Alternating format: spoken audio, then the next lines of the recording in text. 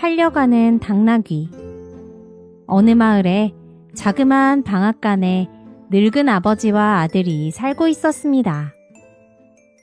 어느 해 마을에 가뭄이 잔뜩 들어서 곡식이 모두 죽어버리고 말았습니다. 그러자 방앗간에 찾아오는 사람들도 뚝 끊겨버렸습니다. 갈수록 방앗간은 힘들어졌어요. 아버지, 집에 돈이 다 떨어졌어요. 아무래도 무슨 수가 필요하겠어. 이러다가는 굶어 죽을 거야. 그때 아들이 마당에 묶여있는 당나귀를 보며 말했습니다. 아버지, 우리가 당나귀를 어디에 쓰는 거죠? 그러자 아버지도 생각했습니다. 글쎄, 그냥 남들이 다 있으니까 한 마리 사두긴 했는데. 그럼 당나귀를 내다 팔아요. 좋은 생각이구나. 두 사람은 당나귀를 끌고 마을 장터에 나가기로 하였습니다. 열심히 길을 가고 있는데 강가에서 물놀이를 하는 아이들이 그런 아버지와 아들을 보며 수군댔습니다. 얘들아, 저거 봐! 당나귀를 끌고 걸어서 가고 있네. 아이들이 수군대자 아버지가 아이들에게 물었습니다. 너희들 당나귀를 끌고 가는 게 뭐가 문제인데 그러냐? 그러자 아이들이 대답했습니다.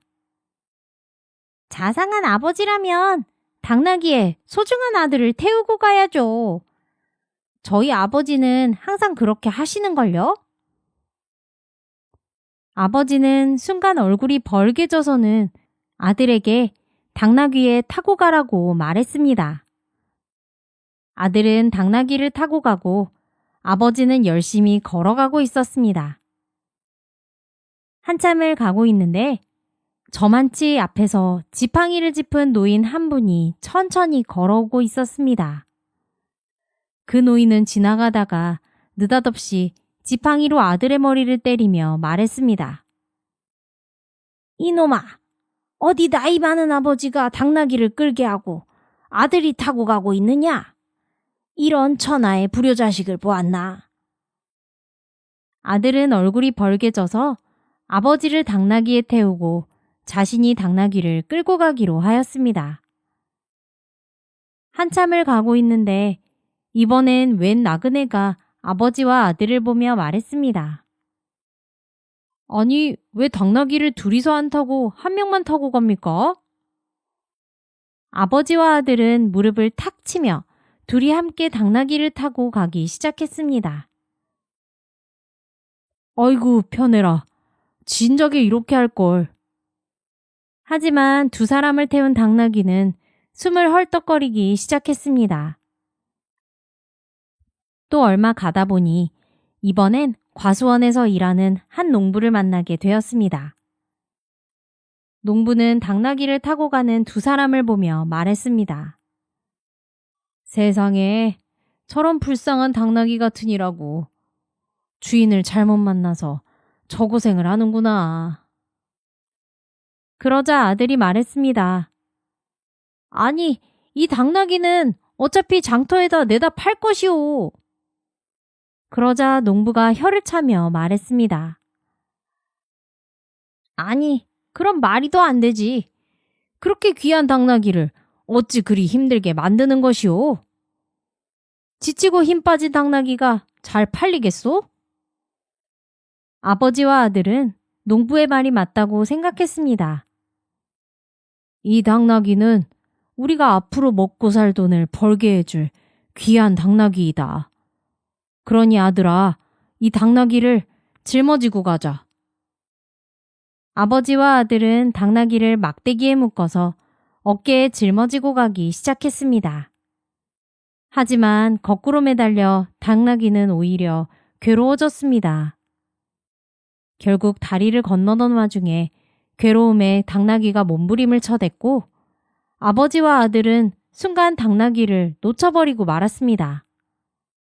당나귀는 강물에 풍덩 하고 빠져버렸습니다. 안 돼. 이럴 수가. 우리 당나귀가.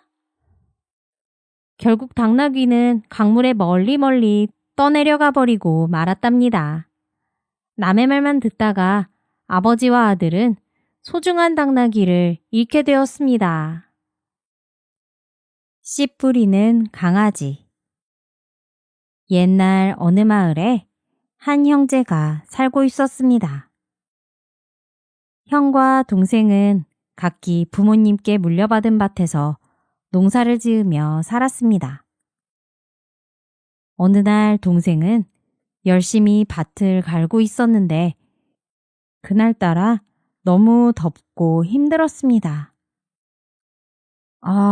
밭을 갈고 나면 씨도 뿌려야 되는데 이럴 때 누가 와서 씨라도 뿌려주면 얼마나 좋을까? 동생이 혼자 중얼거리자 갑자기 누렁 강아지 한 마리가 나타나더니 동생의 밭에다가 씨를 뿌리기 시작했습니다. 아니, 세상에, 이게 무슨 일이람? 동생은 깜짝 놀랐습니다. 하지만 이내 열심히 밭을 갈았고 동생이 밭을 갈아 넣은 곳에는 강아지가 가서 씨를 뿌리기를 반복했습니다. 어느덧 점심때가 되었는데 도시락이 하나밖에 없었습니다. 누렁아, 오늘 정말 고맙구나. 이 도시락은 네가 먹도록 해라. 동생은 자신의 도시락을 누렁이에게 양보해 주었습니다. 누렁이는 밥을 다 먹더니 반 옆에 길가로 가서 드러누워 낮잠을 잤습니다. 그때 비단장수가 그 길을 지나가려 하였습니다. 길을 낮잠 자는 누렁이가 막고 있자 비단장수는 동생에게 말했습니다. 대개 강아지가 길 가운데 똑 버티고 누워있으니 지나갈 수가 없습니다. 그러자 동생은 누렁이를 안아들고는 말했습니다. 아이고, 미안합니다. 우리 누렁이가 온종일 씨를 뿌리느라 고단해서 그럽니다. 그러자 비단장수가 어이가 없다는 듯 말했습니다. 이것 보쇼. 말이 되는 소리를 해야지. 강아지가 어떻게 씨를 뿌린단 말이오. 믿기지 않겠지만 사실입니다. 그러자 비단장수는 동생에게 제안했습니다. 그 말이 사실이라면 내 비단을 몽땅 주리다. 하지만 거짓이라면 대개소를 내놓으시오. 그렇게 하시구려. 보여주겠소. 자, 누렁아, 일어나 보렴. 동생이 깨우자 누렁이가 낑낑대며 일어났습니다. 동생은 다시 밭을 갈기 시작했습니다. 그걸 보더니 누렁이가 잠시 몸을 쭉쭉 늘리며 풀고는 잽싸게 밭으로 들어가 아까처럼 씨를 뿌리는 겁니다. 오호, 그거 참 신기한 강아지네. 약속대로 비단을 다 주리다. 그럴 것 없수다. 가던 길이나 가시구려. 허허. 동생이 받지 않으려 하자 비단장수가 말했습니다. 상인에게는 신용이 생명입니다. 내가 말을 지키지 않으면 아무도 내 물건을 믿고 사지 않으니 형씨는 내 비단을 몇 장이라도 받아주시오. 아이고, 그러면 어쩔 수 없죠. 고맙게 쓰겠습니다. 상인은 자신이 가진 비단 중 값이 비싼 몇 장의 비단을 동생에게 선물로 주었습니다. 동생은 값비싼 비단을 얻게 되어 신이 났습니다. 그날 마을로 돌아가 동네방네 신기한 강아지 이야기를 했고 그 바람에 씨를 뿌리는 누렁이에 대한 소문이 금세 퍼졌습니다. 욕심 많은 형이 그 소문을 듣고 달려왔습니다. 야, 이 한심한 놈아. 비단을 다 받기로 했으면 다 받으면 되지. 그나저나 강아지는 내가 좀 빌려가야겠다. 형은 동생의 허락도 맞지 않고 누렁이를 데려가 버렸습니다. 그리고 자신의 소 2마리도 끌고 밭으로 갔습니다. 형은 밭을 갈기 시작했고 누렁이는 씨를 뿌리며 온종일 일을 아주 많이 했습니다. 점심때가 된 형은 도시락을 혼자 다 먹었습니다.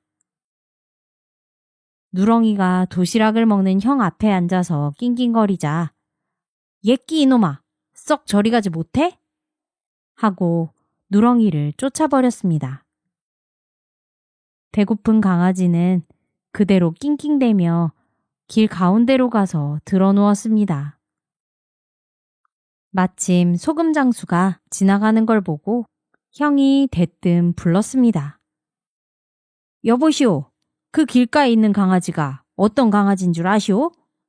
혼자 씨를 뿌리는 신기한 놈이라오. 그러자 소금 장수가 어이없다는 듯 말했습니다. 에이, 농담 마시오. 그럼 내게 하시려오? 내 말이 정말이라면 그 소금을 다 주시오. 내 말이 거짓이면 이 소 2마리를 다 드리겠소. 형이 자신만만한 듯 말하자 소금 장수도 그러겠다 하였습니다. 좋소, 그럽시다. 이거 소 2마리를 꽁으로 얻겠구만. 어디 그렇게 되나 봅시다. 형은 의기양양하게 밭을 갈기 시작했는데 이게 웬걸 강아지가 누워서 꼼짝하지 않았습니다. 화가 난 형은 강아지를 냅다 걷어찼습니다. 그 바람에 강아지는 도망가 버렸습니다. 어허, 형씨, 커 말이 되는 소리를 하셔야지. 당신의 소 2마리는 내가 가져가겠소. 형은 소금장수에게 소 2마리를 내어주고는 밭에 주저앉아 온종일 엉엉 울었다고 합니다. 바보 사또. 옛날 어느 마을에 사또가 새로 오게 되었습니다. 사또는 마을에 오기 전부터 이 마을 관아의 관리들이 세금으로 거둔 나랏돈을 함부로 쓰고 있다는 소문을 들었습니다. 호호, 같은 관리로서 부끄러운 일이로구나. 이 마을 관리들의 나쁜 버릇을 고치려면 내가 바보 행세를 해야겠다. 사또는 마을에 오자마자 일부러 바보인 척을 하기로 했습니다. 마을의 관리 중 이방이 사또를 환영해 주었습니다. 어서 오시지요, 사또나리. 제가 사또나리를 모실 이방이옵니다. 뭐라고? 내 방이 이 방이라고? 여기는 마당이 아니냐? 사또가 엉뚱한 소리를 하자 이방은 고개를 갸우뚱하며 다시 말했습니다. 아니, 그게 아니었고 제가 이 마을 관아의 이방이라는 말입니다. 아, 되었다. 내 방은 내가 알아서 정할 것이니 걱정 말거라. 그나저나 올해 세금은 얼마나 거쳤느냐? 이방은 이상하게 생각하며 대답했습니다. 이번에 거둔 세금이 3,000냥이옵니다. 이것을 어디에 쓸지 사또께서 정해주시면 됩니다. 내가? 난 잘 모르겠으니 너희들이 알아서들 처리하거라. 새로운 사또를 만난 관아의 관리들은 한데 모여 사또의 이야기를 하였습니다. 아무래도 이번 사또는 이전보다 더 모질이인 것 같으니 아주 편하겠네 그려. 그 뒤로 관리들은 사또를 무시하기 시작했습니다. 그리고 이 소문을 들은 마을 사람들은 걱정을 했습니다. 아이고, 큰일 났네, 큰일 났어. 어디서 저런 바보 사또를 보내왔담? 그러던 어느 날 밤에 마당에 나온 사또가 이방, 이 마을에는 왜 달이 없느냐? 하고 물었습니다. 이방은 생각했습니다. 아이고, 바보 중에 바보로구나. 금음이니까 달이 없을 수밖에. 그리고는 그 사실을 알려주려던 이방은 갑자기 무슨 생각이 떠올랐는지 음흉한 미소를 지으며 말했습니다. 사또, 우리 마을에 있던 달은 예전에 있던 사또가 다른 마을로 팔아버렸지요. 그러니 달이 없을 수밖에요. 사또는 그 말을 듣고 속으로 생각했습니다. 옳지 이놈, 잘 걸렸다. 사또는 시치미를 뚝 떼고 말했습니다. 호호, 달이 없으면 사람들이 캄캄한 길을 가기가 무서울 텐데 이방, 무슨 좋은 방법이 없느냐? 그러자 이방이 굽신굽신 하는 척하며 말했습니다. 사또, 저기 이웃마을에서 달을 만들어 팔고 있는데 달값이 500냥이라 합니다. 그래? 네, 달값 500냥을 줄 테니 얼른 가서 달을 사오너라.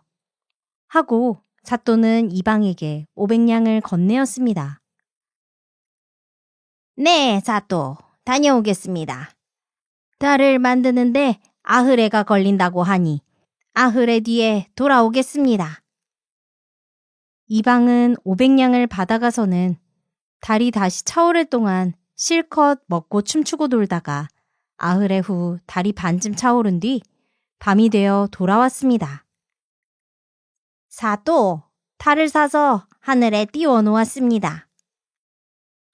오호, 수고했네.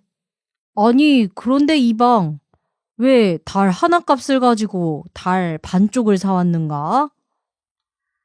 예, 그건 달값이 올라서 그렇습니다. 그렇다면 돈을 더 줄 테니 달 하나를 통째로 사오시게. 저런 반쪽을 가지고 어디 어두워서 쓰겠는가? 그러면서 사또는 1000냥을 내어주었습니다.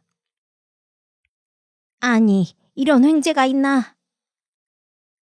이방은 가지고 간 돈을 마구 쓰고 난 뒤 보름달이 뜰 무렵 돌아왔습니다. 사또, 둥그런 보름달을 하늘에 두둥실 띄워 놓았습니다.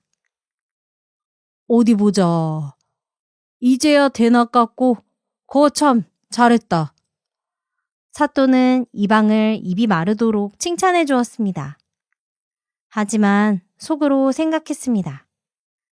이놈아, 저 달이 다시 반달이 되기만 해봐라. 그리고 반달이 떠오르기만을 기다렸습니다. 드디어 반달이 떠올랐습니다. 이방, 어찌하여 달이 반쪽이 되었느냐? 내 이놈, 달값을 가져가 놓고 돈을 빼돌린 모양이구나. 이방은 당황하여 어찌할 바를 모르고 있었습니다. 그러자 사또가 말했습니다. 내 이놈, 내가 그동안 바보인 척을 하니 정말 너희들 말을 믿고 있는 줄 알았느냐? 감히 나에게 거짓말을 하고 나라 돈을 마구 쓰다니. 여봐라, 저놈을 당장 감옥에 가두어라. 결국 이방과 나라 돈을 마음대로 쓰던 관리들은 모두 붙잡혀 가버렸습니다. 이것을 본 마을 사람들은 무릎을 탁 치며 기뻐했습니다. 글쎄 바보인 줄 알았던 사또가 알고 보니 현명한 사람이었어요. 그러게 말이야. 저 관리놈들이 사또가 바보인 줄 알고 방심을 하고 있다가 큰 코를 다쳤구만. 참 잘된 일이야. 그 후 사또는 훌륭한 관리들을 다시 임명하고 마을을 더 올바르게 다스렸습니다. 마을 사람들은 그 현명한 사또를 오래오래 기렸다고 합니다. 우렁각시. 옛날 어느 산골에 한 젊은이가 외롭게 혼자 살고 있었습니다. 젊은이는 어느 날 농사를 한참 열심히 짓고 있는데 불현듯 이런 생각이 들었습니다.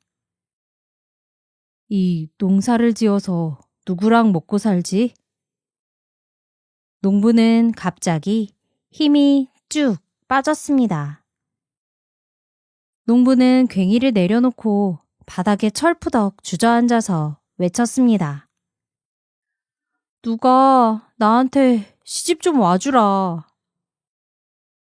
그때 어디선가 소리가 들려왔습니다. 제가 당신에게 시집 갈래요. 깜짝 놀란 젊은이는 소리가 들리는 곳으로 발걸음을 옮겼습니다. 소리가 난 곳에는 커다란 우렁이 한 마리가 있었습니다.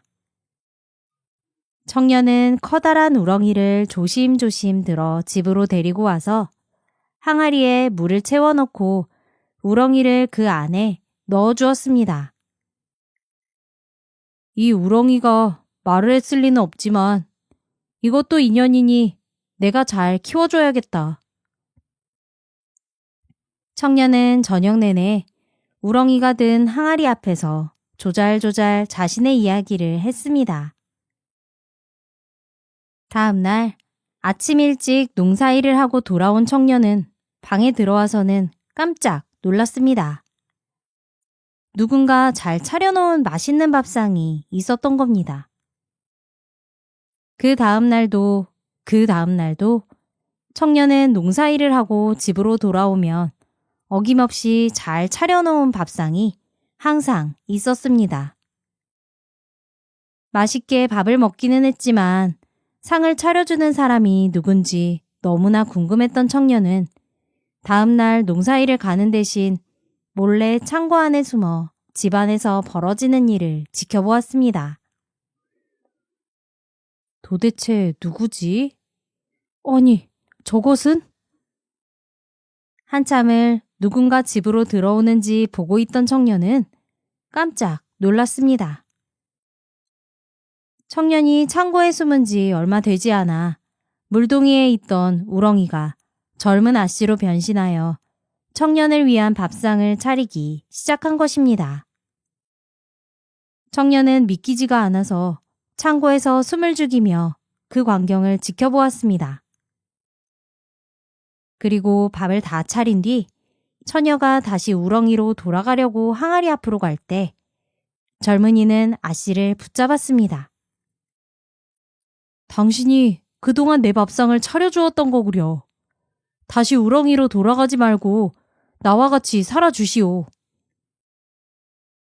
그러자 우렁각 씨는 3일 밤만 지나면 진짜 사람이 될 수 있으니 3일만 기다려주세요. 하고 말하고 다시 우렁이가 되었습니다. 3일이 지난 후 우렁각 씨는 정말로 사람이 되었습니다. 우렁각 씨는 너무 아름다웠고 청년은 아름다운 우렁각 씨 곁을 떠날 줄 몰랐습니다. 일도 하지 않고 우렁각 씨 곁에만 있으려던 청년에게 우렁각 씨는 말했습니다. 여보, 이렇게 계속 일을 하지 않고 집에만 있는다면 제가 나가서 일을 하겠어요. 당신은 집안에서 밥상을 차리고 집안일을 하세요. 그러자 청년은 자리에서 벌떡 일어났습니다. 아니요.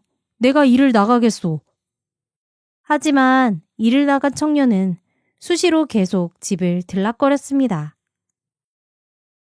아니, 왜 자꾸 일을 하다 말고 집으로 오는 거예요? 각 씨가 보고 싶은 걸 어떡합니까? 우렁각 씨는 안 되겠는지 자신의 얼굴을 하나 그려서 청년에게 주며 말했습니다. 안 되겠어요. 제가 보고 싶으면 이 그림을 보세요. 그 뒤 청년은 열심히 농사를 지었습니다.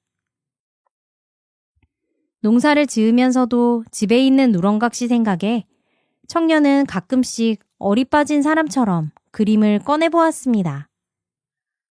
어이, 자네, 무슨 일 있는가? 요즘 얼굴은 좋아진 것 같은데 왜 그리 어리 빠졌는가?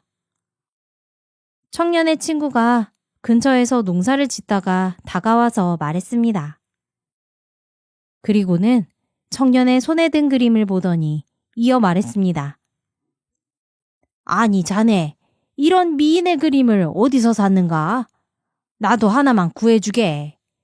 이런 좋은 그림을 혼자만 보다니 의리 없구만. 예끼, 내 색시라네. 어디 감히? 뭐라고? 아이고, 아무리 외로워도 그렇지 이제 하다하다 그림을 색시를 삼는가? 아니 정말 내 색시 그림이라네. 청년은 믿지 않는 친구를 데리고 집으로 왔습니다. 아니 정말이네. 아이고 안녕하세요. 정말 미인이십니다. 안녕하세요. 들어오셔서 밥 한 끼 하고 가세요. 우렁각 씨는 남편과 친구를 위해서 밥을 한 상 차려왔습니다. 세상에 요리도 잘하다니. 자네 전생에 나라를 구했구만. 아니지. 나라를 한 대번을 구하고 장렬히 전사한 것이 분명하구먼. 허허허허. 그렇게 친구는 청년을 부러워하며 집으로 돌아갔습니다. 그리고 그 친구는 만나는 사람마다 청년과 우렁각 씨 이야기를 했습니다. 아니, 세상에 나는 그렇게 엄청난 미인은 또 처음 보네. 사람들은 우렁각 씨를 몹시 궁금해했습니다.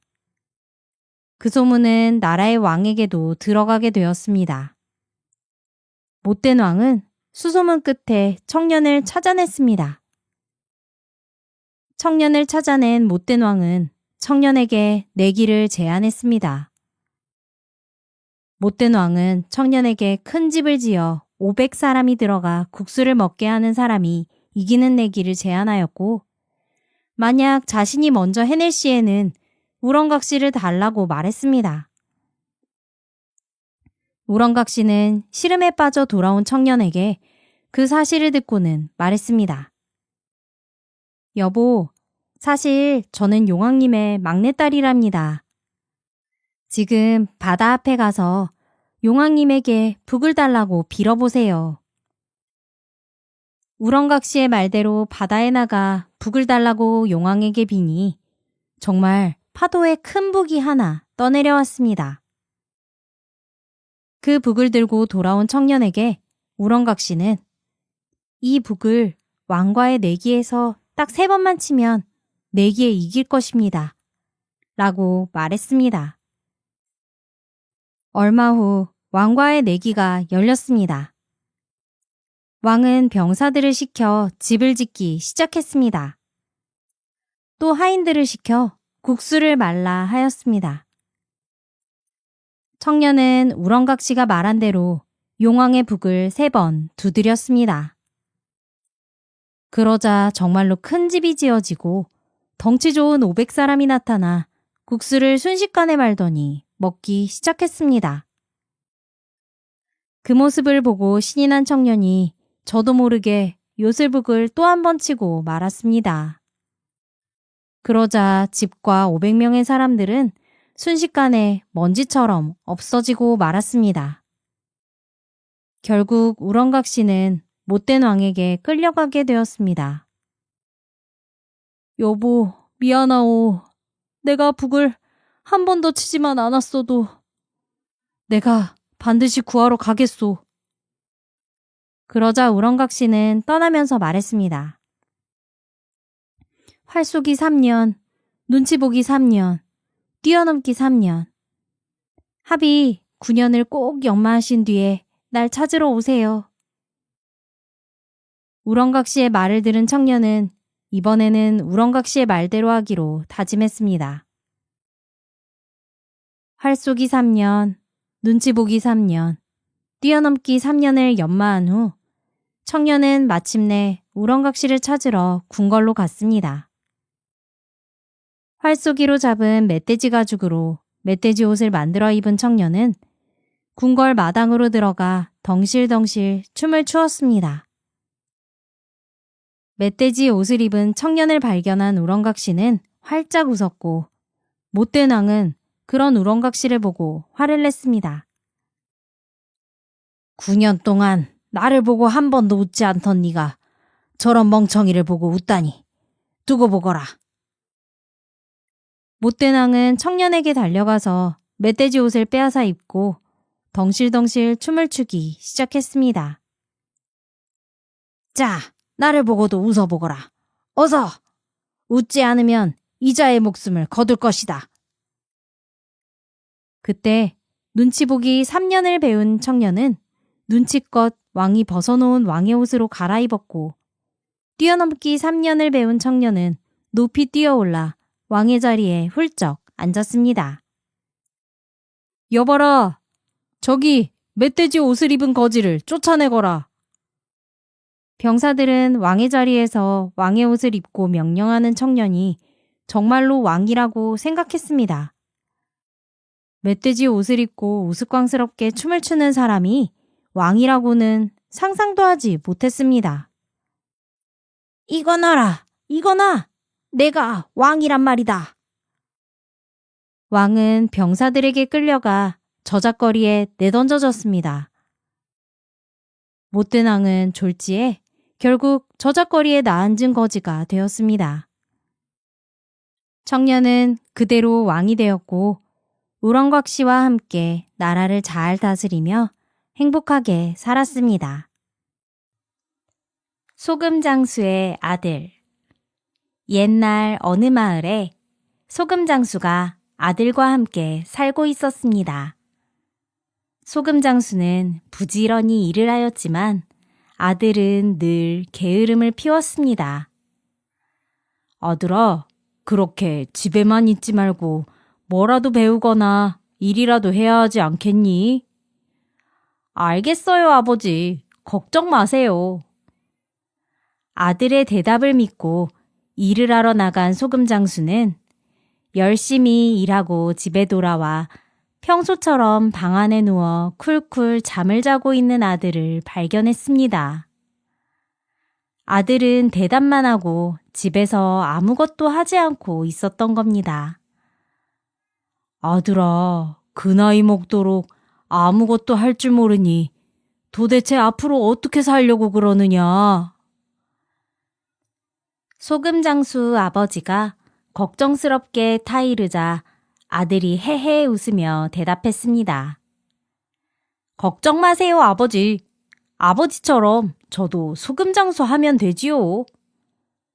그러자 아버지가 어이가 없다는 듯 대답했습니다. 소금을 파는 일이 그리 쉬운 일인 줄 아느냐? 에이, 뭐 어려울 일이 있겠어요? 사람들한테 가서 소금 사세요 하면 되는 거 아닌가요? 아들이 자신있게 대답하자 아버지는 그런 아들에게 소금지게를 내주며 말했습니다. 그래, 좋아. 당장 너도 나가서 소금을 팔고 오너라. 네, 아버지. 금방 팔고 맛있는 간식도 사올게요. 헤헤. 아들은 소금지게를 힘껏 들었습니다. 어이구, 이게 좀 무겁구나.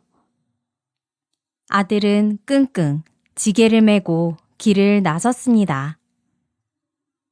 지게를 메고 마을로 나선 아들은 멀리 사람들이 많이 모여 있는 곳을 보고 걸음을 그곳으로 향했습니다.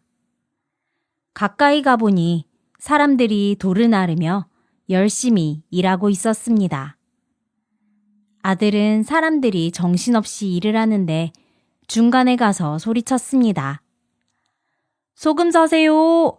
여러분, 소금 사세요! 뭐야? 갑자기 저리 비켜! 일하는데 방해되게 뭐 하는 거야? 아들은 사람들에게 잔뜩 욕을 먹고는 집으로 돌아왔습니다. 집으로 풀이 죽어 돌아온 아들은 아버지에게 있었던 일을 이야기했습니다. 아들아, 사람들이 그렇게 열심히 일하는 데 가서 돌을 함께 나르며 좀 도와줘주고 쉬는 시간에 이야기도 좀 하면서 소금을 사보라고 권해야 하는 것이다. 아하, 그래야 하는 거군요. 알겠습니다. 그건 할 수 있죠. 아들은 아버지의 말을 잘 기억해 두었습니다. 다음 날 또다시 소금을 팔러 나간 아들은 마을에서 혼인잔치가 열리고 있는 곳에 도착했습니다. 오, 사람이 많이 모여 있군. 아들은 사람들 틈을 비집고 신랑과 신부가 서로 혼인식을 치르는 장소에 가깝게 갔습니다. 그리고는 소금지게를 내려놓고 열심히 주변의 돌을 신랑 신부 주변에다 날라놓기 시작했습니다. 뭐 하는 거요? 아니, 뭐 이런 경우가 다 있나? 남의 잔치에 와서 이런 이상한 짓을 하는 저놈은 누군가? 당장 끌어내 어서!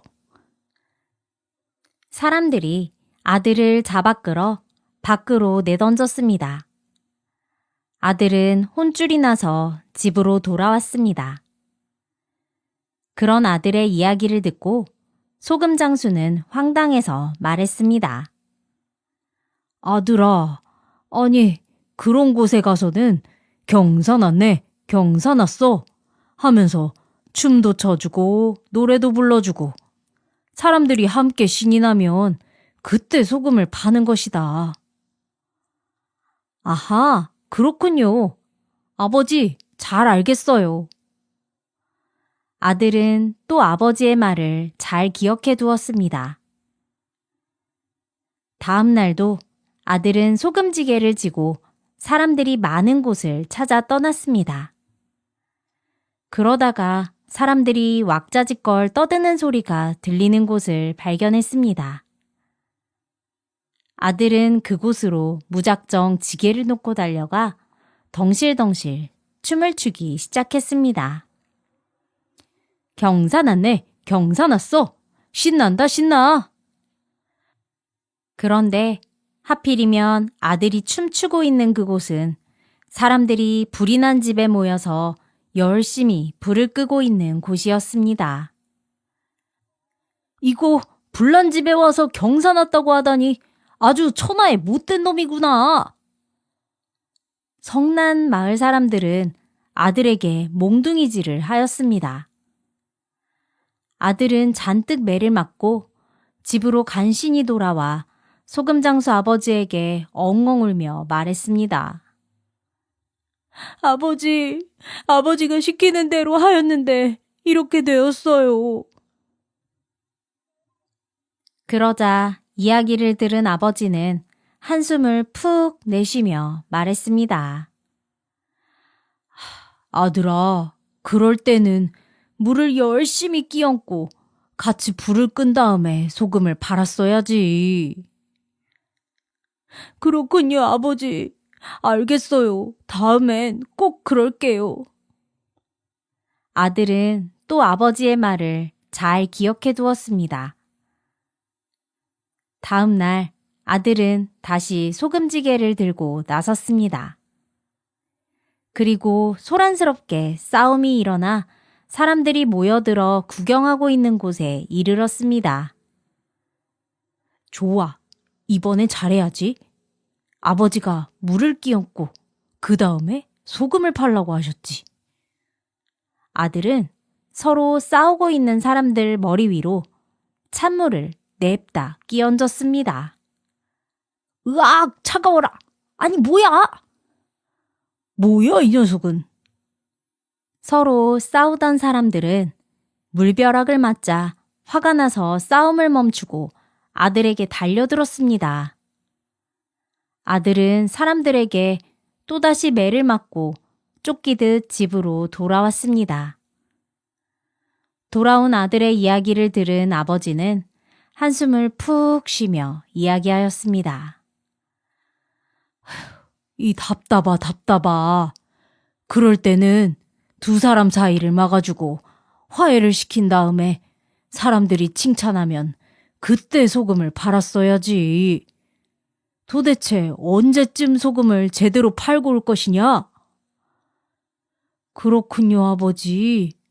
걱정 마세요. 다음에는 진짜 잘할 거예요. 아들은 아버지의 말을 잘 기억해 두었습니다. 다음 날 소금지게를 지고 나선 아들은 사람들이 또 잔뜩 모여 있는 곳에 도착했습니다. 그곳에서는 소싸움이 한창 벌어지고 있었습니다. 커다란 소 2마리가 서로 뿔을 맞대고 콧김을 내뿜으며 싸우고 있었습니다. 싸우고 있으면 먼저 화해를 시키라고 했었지? 아들은 지게를 급히 벗어내려 놓고 겁도 없이 성난소들 사이로 끼어들었습니다.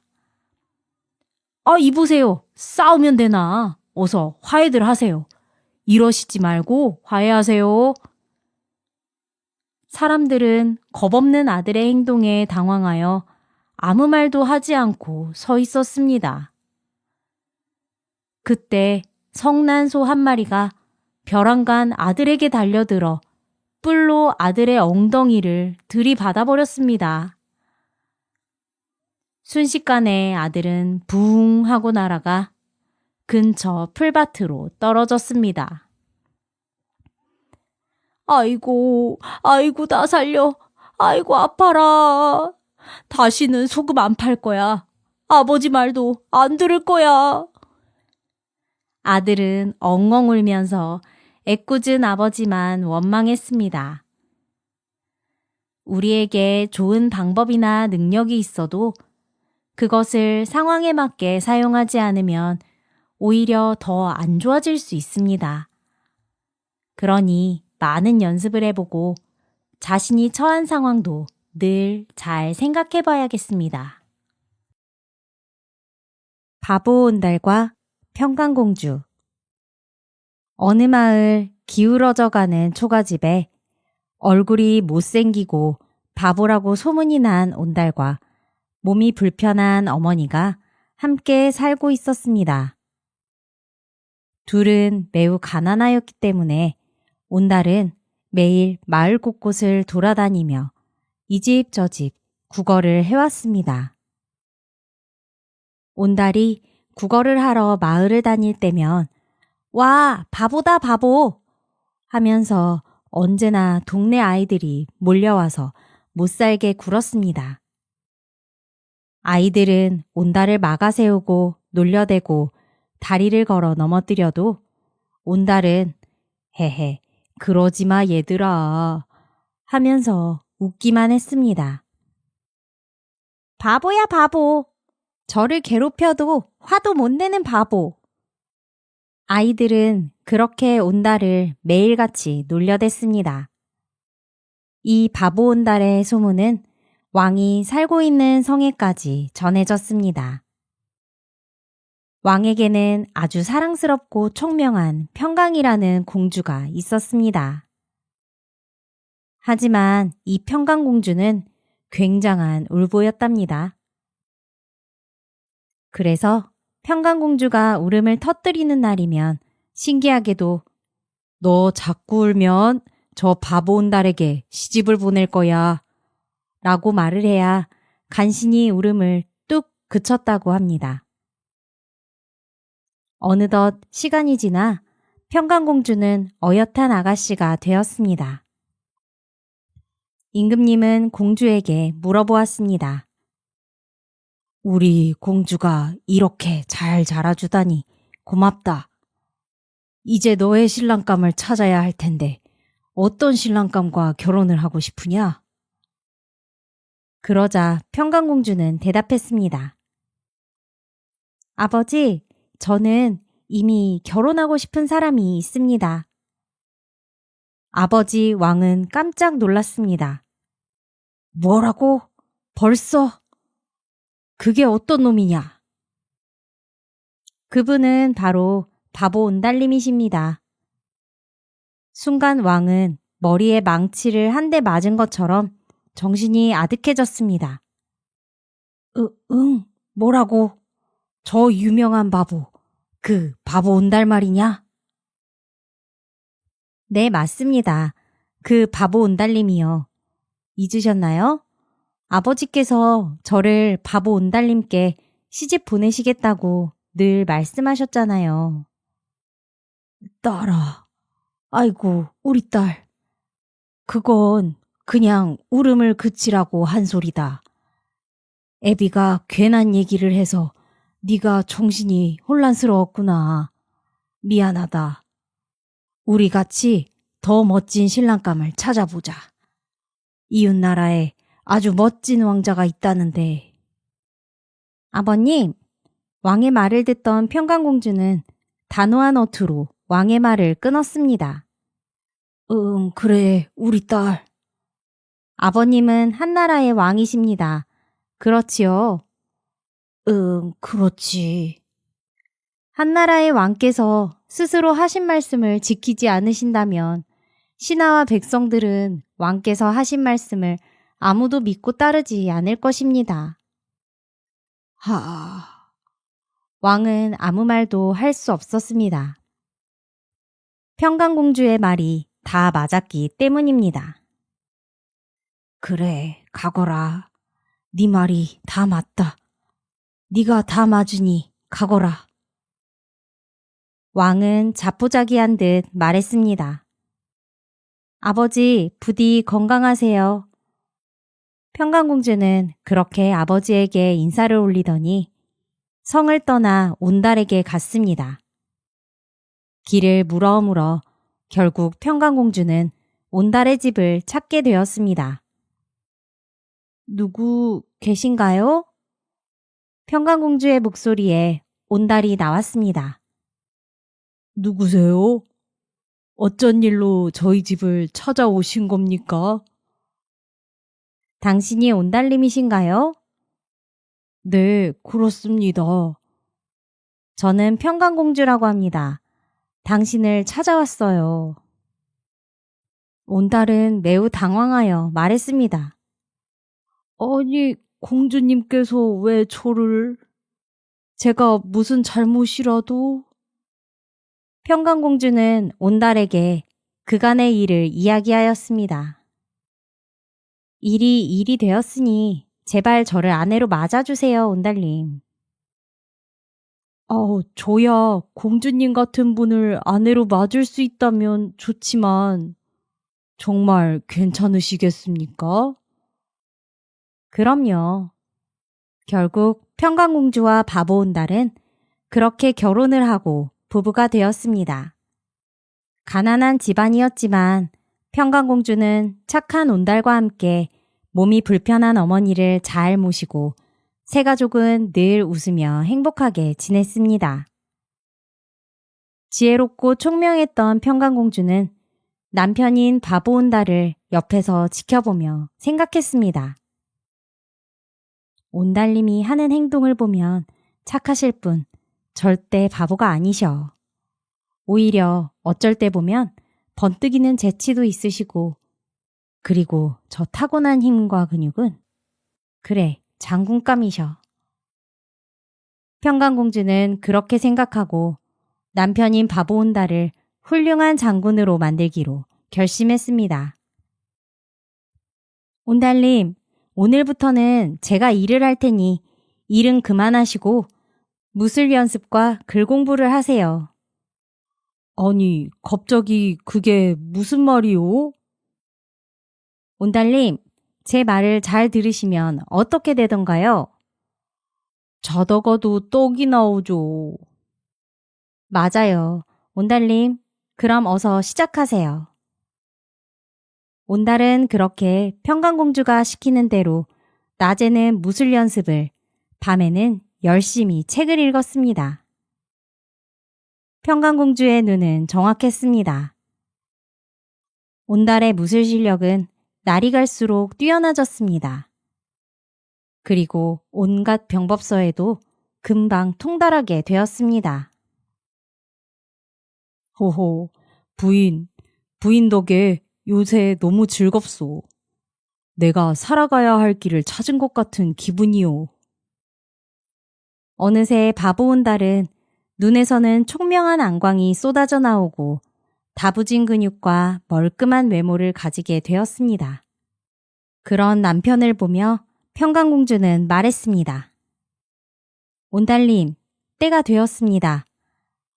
왕께서 큰 사냥대회를 여신다니 그간의 갈고 닦은 부예를 펼쳐 보일 기회입니다. 알겠소. 내 부인의 그간의 노고를 헛되지 않게 하겠소. 온달은 사냥대회에 나가서 그동안 갈고 닦은 솜씨를 아낌없이 발휘했습니다. 왕뿐만 아니라 사냥대회의 모든 신하들은 출중한 온달의 솜씨에 모두들 눈이 휘둥그레졌습니다. 여봐라, 저 뛰어난 솜씨를 지닌 젊은이가 누구더냐? 이리 데리고 오너라. 신하들은 온달을 왕에게 데려왔습니다. 자네의 이름이 무엇인가? 그러자 온달은 대답했습니다. 저는 온달이라고 하옵니다. 그러자 신하들은 수군대기 시작했습니다. 응? 온달? 그 바보 말이야? 에이, 설마. 왕은 그런 온달에게 말했습니다.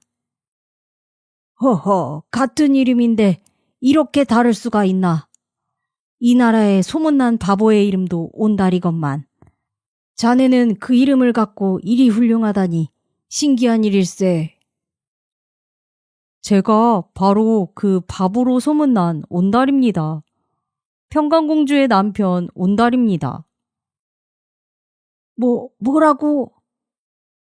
왕과 신하들은 모두 깜짝 놀랐습니다. 모두들 믿을 수 없다는 표정으로 온달을 쳐다보았습니다. 이럴 수가. 정말인가? 이거 참 미안하구나. 또한 놀랍구나. 그 바보가 이리 훌륭한 청년이 되었다니. 그리고 나의 사위라니. 정말 든든하구나. 며칠 뒤 임금님은 온달과 평강공주를 성으로 불렀습니다. 딸아, 그동안 얼마나 고생이 많았느냐. 이 애비가 네 걱정에 하루도 잠을 제대로 잔 적이 없다. 왕과 평강공주는 서로 부둥켜 안고 한참을 울었습니다. 왕은 온달을 장군으로 삼았습니다.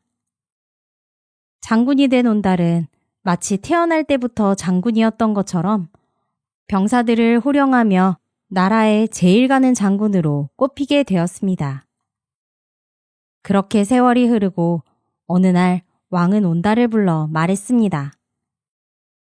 이웃나라와 전쟁이 벌어졌네. 나가서 꼭 이겨줄 수 있겠나? 걱정 마십시오. 전투를 승리하고 돌아오겠습니다. 이기지 못하면 돌아오지 않을 것입니다. 온달님, 부디 건강히 돌아오셔요. 부인, 걱정 마시오. 돌아와서 봅시다. 온달 장군은 왕과 평강공주에게 인사를 하고 늠름하게 군사들을 이끌고 전쟁터로 향했습니다. 온달 장군은 전쟁터에 나가서 용감히 싸웠습니다. 온달의 용맹함은 이웃나라에도 유명했기에 이웃나라 병사들은 온달이 전쟁터에 나타나면 도망을 치기 바빴습니다. 전투에서 연전연승하며 적군을 궁지에 모은 온달은 드디어 승리를 앞에 두고 있었습니다. 그리고 그날 밤 온달은 휴식을 하며 평강공주를 떠올렸습니다. 바보였던 내가 이렇게 나라의 장군이 되어 군사를 이끌게 된 것은 우리 부인 덕분이지. 장군이 되어 부인에게 소홀했었는데 이번 전투가 끝나면 돌아가 부인과 시간을 많이 보내야겠구나. 그리고 다음 날이 되어 온달은 군사를 이끌고 적들을 물리치러 향했습니다. 온달을 막으려던 적의 장수들은 온달의 칼에 모두 쓰러졌습니다. 당해낼 수 없는 온달의 무예에 이웃나라 군사들은 여기저기 흩어지기 시작했습니다. 승리가 눈앞인 온달은 신이 나서 숲속 깊은 곳까지 적군을 쫓았습니다. 하지만 그때 어디선가 수많은 화살이 날아왔습니다. 그중 한 화살이 온달 장군에게 날아와 꽂혔습니다. 알고 보니 적군이 지는 척을 하며 온달을 함정에 빠뜨린 것이었습니다. 아니, 장군님! 온달을 따르던 병사들이 그 모습을 보고 깜짝 놀라 온달을 불렀습니다. 하지만 결국 온달은 말에서 떨어져 끝내 숨을 거두었습니다. 온달 장군의 죽음을 본 군사들은 용감히 싸워서 온달의 시신을 간신히 거두어 왔습니다. 온달 장군을 잃은 군사들은 후퇴하게 되었습니다.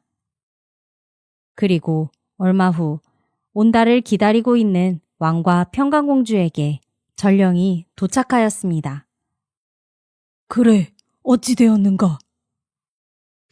그것이 온달 장군님께서 전투에서 그만 적의 화살에 목숨을 잃으셨습니다. 뭐라고? 아, 온달님. 온달님의 시신은요? 평강공주가 묻자 전령이 대답했습니다. 그것이 이상하게도 온달님의 시신이 담긴 관을 가져오려 하였으나 전장에서 꼼짝을 하지 않고 있습니다. 아무리 많은 군사들이 달려들어도 들어지지 않습니다. 평강공주는 그 이야기를 듣고 전령과 함께 온달 장군이 있는 곳으로 향했습니다. 평강공주는 온달의 관 앞에서 눈물을 흘리며 말했습니다. 온달님, 정말 고생하셨습니다. 저와 함께 고향으로 돌아가요. 그때였습니다. 꼼짝달싹 하지 않던 온달의 관이 움직이기 시작했습니다. 평강공주는 눈물을 흘리며 온달의 고향 양지 바른 곳에 온달을 묻어주었습니다. 그 뒤로 평강공주는 온달을 한순간도 잊지 않고 그리워하며 살았다고 합니다. 어릴 적 바보 온달 이야기를 들으며 정말 그런 사람이 장군이 될 수 있었을까? 하고 웃었던 기억 다들 한 번쯤 있으실 겁니다. 하지만 어른이 되고 삶을 겪다 보면 문득 깨닫게 됩니다. 겉으로 어리숙해 보이는 사람도 마음속에는 누구나 바르고 굳은 뜻을 품고 있을 수 있다는 것을요. 온달은 가난했고 세상 사람들 눈에는 바보처럼 보였지만 그 마음만은 누구보다 성실하고 따뜻했습니다. 그런 그를 끝까지 믿고 이끌어준 평강공주의 용기 또한 놀랍지요. 사람은 처음부터 완성된 존재가 아닙니다. 가능성을 알아봐주는 누군가의 눈길, 끝까지 함께 걸어주는 손길이 있을 때 비로소 자신의 모습을 찾아갑니다. 바보 온달은 그렇게 사랑과 신뢰 속에서 진짜 장군이 되었고 그들의 이야기는 지금도 우리에게 말해줍니다. 사람을 너무 쉽게 판단하지 말 것. 누군가를 믿는다는 건 그 사람의 미래를 함께 여는 일이라는 것. 그리고 진심 어린 믿음은 사람을 바꾸고 운명을 바꿀 수 있다는 것을요. 오늘도 끝까지 함께 해주셔서 감사합니다.